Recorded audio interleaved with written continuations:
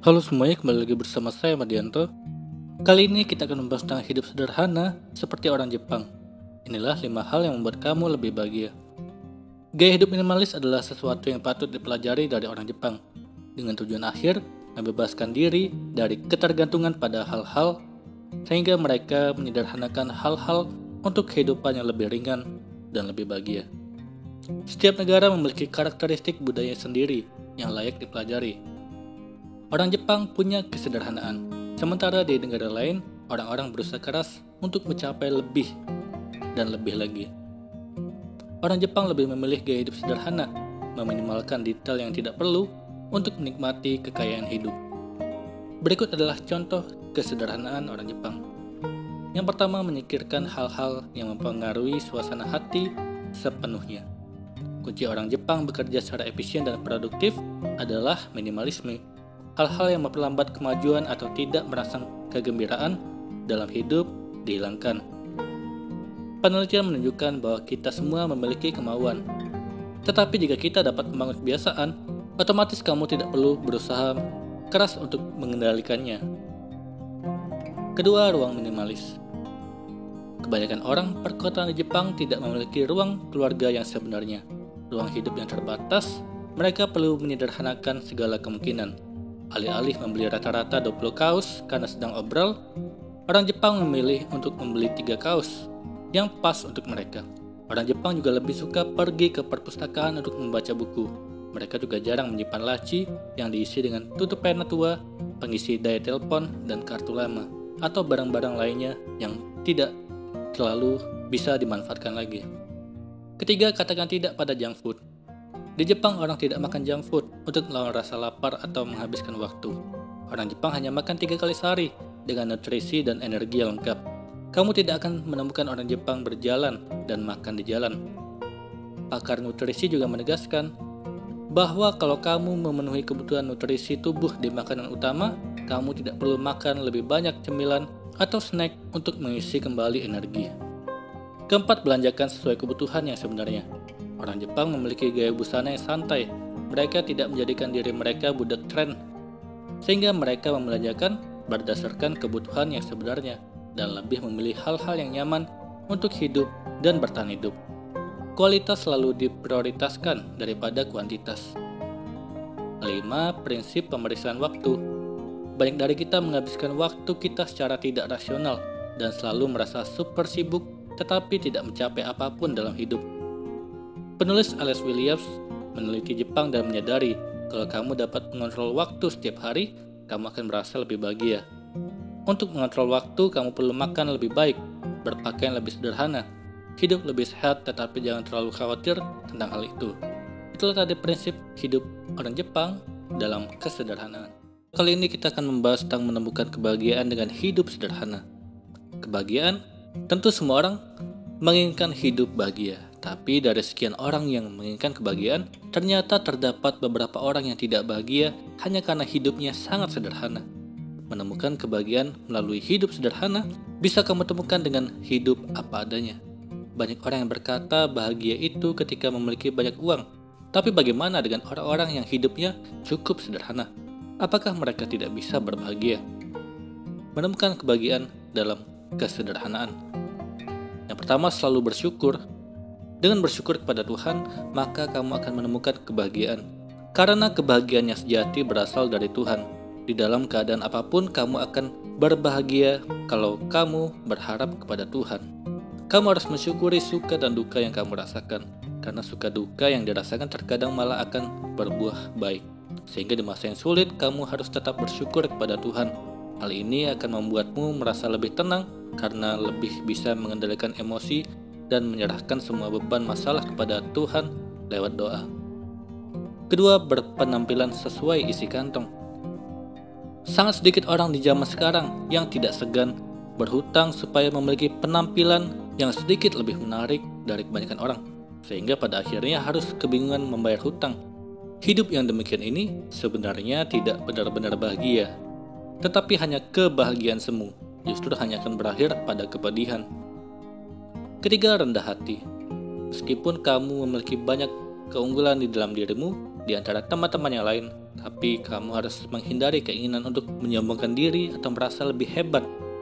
Seseorang yang memiliki sikap rendah hati akan lebih disukai oleh orang lain. Sikap ini akan membuat seseorang lebih humble dan tidak sombong, sehingga lebih bisa dapat menghargai orang lain. Terlebih, kalau kamu mendapatkan lebih banyak teman karena kamu memiliki sifat yang rendah hati, karena kebanyakan orang lebih senang memiliki teman yang rendah hati dan tidak sombong. Keempat, berpikir positif. Menemukan sebuah kebahagiaan dengan hidup sederhana bisa dimulai dengan berpikir positif. Tidak ada hal yang akan menghalangi hidupmu, kamu akan mampu mengatasi banyak masalah dalam kehidupan. Bangkit dari kegagalan dan bersemangat kalau kamu mampu berpikir positif. Kelima, rutin berolahraga. Kamu harus rajin berolahraga, karena dengan berolahraga maka beban hidup akan berkurang karena kamu bisa mengalihkan masalah dengan olahraga. Dengan berolahraga juga akan membuat tubuhmu menjadi sehat, maka harus memilih waktu yang tepat untuk berolahraga agar beban dan pikiranmu jadi sehat. Keenam, makan dan minum secukupnya. Makan dan minum adalah kebutuhan pokok bagi manusia untuk hidup. Maka prinsip inilah yang harus dipegang oleh seseorang agar mampu mengontrol keinginannya dalam mengkonsumsi makanan yang berlebih, sehingga dapat menjalani hidup yang lebih sederhana. Selain juga untuk berhemat, maka hal ini juga dapat kamu lakukan agar bisa belajar bahwa segala hal tidak harus dilakukan dengan berlebihan. Ketujuh, menerima diri. Kalau kamu merasa ketika membeli sesuatu kamu merasa lebih berharga dan lebih bahagia, maka hal tersebut harus digantikan untuk tetap bahagia dengan apa yang kamu miliki saat ini. Menerima keadaan diri sendiri dan selalu bersyukur akan apa yang sudah dimiliki merupakan salah satu langkah awal untuk mendapatkan kebahagiaan. Karena kebahagiaan sejati adalah memulai mencintai diri sendiri. Kedelapan, tidak meniru orang lain. Tidak jarang sebagian orang menduplikasi diri orang lain atau idolanya hanya demi mendapatkan pengakuan dan kepuasan. Bersikap dan berperilaku seperti ini sebenarnya tidak akan memberikan dampak positif dan kebahagiaan batin seseorang. Bahkan terkadang seseorang akan semakin tertekan karena harus selalu mengikuti standar orang lain. Oleh sebab itu, tak perlu kamu menjadi orang lain hanya untuk memperoleh kebahagiaan palsu. Cukup jadilah dirimu sendiri dan maksimalkan potensimu. Maka kamu akan mendapatkan kepuasan dan kebahagiaan batin yang hakiki. Jangan pernah ingin menjadi orang lain dan menginginkan kehidupan orang lain. Nikmati banyak hal kecil yang terjadi dalam hidupmu. Hal ini bertujuan agar hidup jadi semakin bahagia. Lalu yang terakhir, berhenti membuat alasan. Kalau kamu pernah mengingkari janji, maka jangan pernah membuat atau melebih-lebihkan masalah hanya untuk mendapatkan simpati. Kamu harus mengucapkan maaf dengan tulus dan memberikan penjelasan seadanya terhadap keadaan yang kamu alami. Meskipun tidak mudah untuk mengembalikan keadaan, tapi setidaknya rasa bersalah di dalam hari yang ada dalam dirimu pun akan perlahan hilang. Kebahagiaan dengan hidup sederhana bisa kamu temukan dengan melakukan hal-hal kecil. Meskipun kelihatannya tidak berguna dan berarti, tapi hal itu bisa berdampak besar, sehingga kamu harus lebih bersemangat. Kali ini kita akan membahas tentang seni merapikan rumah ala Jepang. Masalah kebersihan rumah sering menjadi persoalan sederhana yang berujung membuat masalah besar. Tak semua rumah memiliki asisten rumah tangga. Karena itu, kita juga sebagai penghuni rumah yang harus membersihkan rumah meski dalam keadaan lelah sepulang kantor atau bekerja di lapangan. Walaupun bersih-bersih dilakukan setiap hari, mungkin kita bingung mengapa rumah tetap terlihat berantakan dan sulit rapi. Belum lagi jika banyak barang di rumah yang terkadang merasa sayang untuk menyingkirkannya, kendati sudah tak terpakai lagi. Padahal, hunian yang bersih dan rapi tentu akan membuat kita betah di rumah dan berinteraksi dengan anggota keluarga. Namun sibuk beraktivitas membuat kita menjadi enggan untuk merapikan rumah menjadi benar-benar rapi. Kalau kalian berpikir, bagaimana cara membereskan rumah yang ideal? Mungkin kalian akan tertarik mencoba metode KonMari ala masyarakat Jepang. Lebih dulu populer di negeri matahari terbit, metode KonMari ditemukan oleh Marie Kondo, seorang konsultan kerapian dan penulis buku yang sudah gemar membereskan rumah sejak kecil. Kendati dikenal sebagai negara canggih dan rajanya teknologi, nyatanya Jepang masih mengedepankan prinsip tradisional dalam merapikan rumah. Pada dasarnya, metode merapikan rumah ala warga Jepang ini memiliki dua aktivitas inti, yaitu decluttering atau menyingkirkan barang yang sudah tak diperlukan lagi, dan organizing atau mengatur barang. Namun jangan salah, mengatur ala Jepang ini tidak sembarangan karena ada beberapa prinsip berbenah yang harus dipenuhi agar kerapian rumah dapat tercipta dengan sempurna. Berikut ini cara yang tepat untuk membersihkan rumah ala Jepang. Yang pertama, komitmen pada diri sendiri. Ini adalah hal yang utama. Menurut metode KonMari, membereskan rumah harus dilakukan segera. Jangan menunda dengan alasan apapun. Salah satu penyebab rumah berantakan adalah kebiasaan penghuninya yang kerap menunda dan hanya membereskan dengan dicicil sehingga tidak tuntas. Selain itu, pastikan kalian memiliki mindset yang sama dengan anggota keluarga lainnya dalam hal beberes rumah. Kedua, singkirkan barang tak terpakai. Selama ini tentunya banyak sekali barang tak terpakai yang masih saja disimpan dengan alasan sayang untuk membuangnya. Kekeliruan lain mengapa rumah sulit rapi yaitu hanya terfokus pada pola pikir asalkan rumah rapi, bukan nyortir dan mengurangi barang yang ada. Hal ini menyebabkan terlalu banyak barang yang menumpuk, apalagi kalau tempat menyimpannya miring. Tentu tidak akan membuat rumah menjadi rapi. Padahal tahukah kalian, barang-barang tersebutlah yang menciptakan kesan rumah menjadi kotor, sempit, dan berantakan. Jika kalian memang tak ingin membuangnya, maka pastikan ada gudang tempat penyimpanan di rumah. Ketiga, selalu letakkan barang pada tempatnya. Pastikan semua barang-barang di rumah kalian berada pada tempatnya, terutama setelah selesai digunakan. Letakkanlah peralatan dapur di tempatnya. Jangan biarkan tergeletak di ruang makan. Begitu pula dengan buku-buku dan benda lainnya. Setelah menggunakannya, maka kembalikanlah ke tempat semula. Keempat, siapkan kotak sepatu. Jangan biarkan sepatu diletakkan di tempat yang sembarangan, meski di dekat pintu sekalipun. Upayakan harus diletakkan dalam rak atau kotak sepatu. Selain memastikan bahwa debu yang menempel tidak akan menyebar ke dalam rumah, menggunakan kotak sepatu juga akan membuat rumah terlihat lebih rapi. Kelima, mulailah dari hal kecil dan kebiasaan. Jangan terpaku untuk membereskan hal-hal besar setiap hari. Mulailah dari hal kecil, seperti mengembalikan barang ke tempatnya.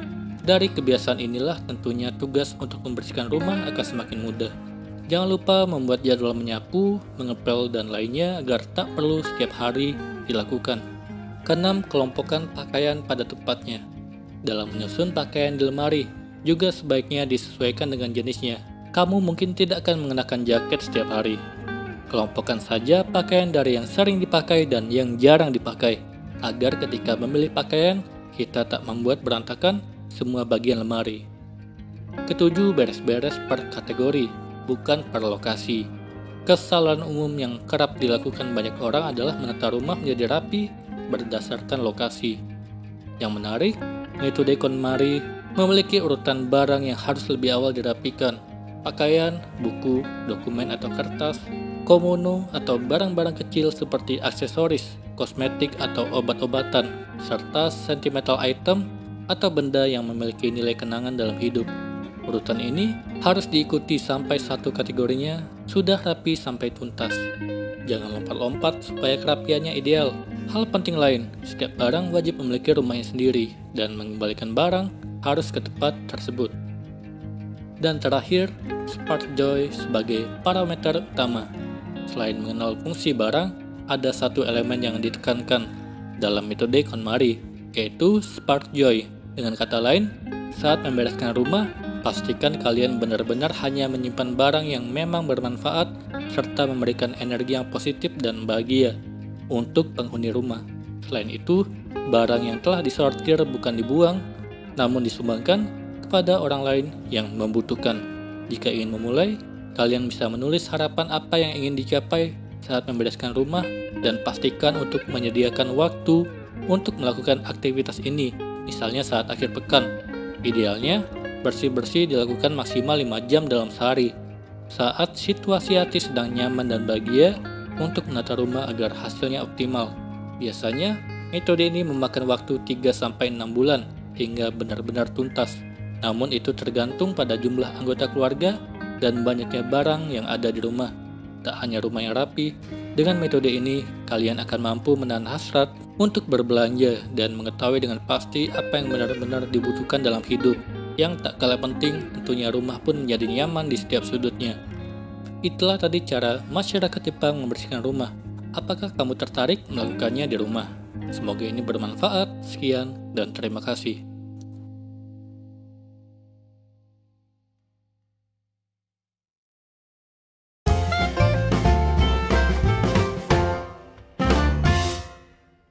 Halo semuanya, terima kasih telah menonton video ini sampai akhir. Jika kalian punya saran, silahkan tuliskan di kolom komentar video apa yang harus saya buat untuk selanjutnya. Dan jika kalian suka dengan video seperti ini, silahkan klik like. Semoga video saya bisa bermanfaat. Sekian dan terima kasih.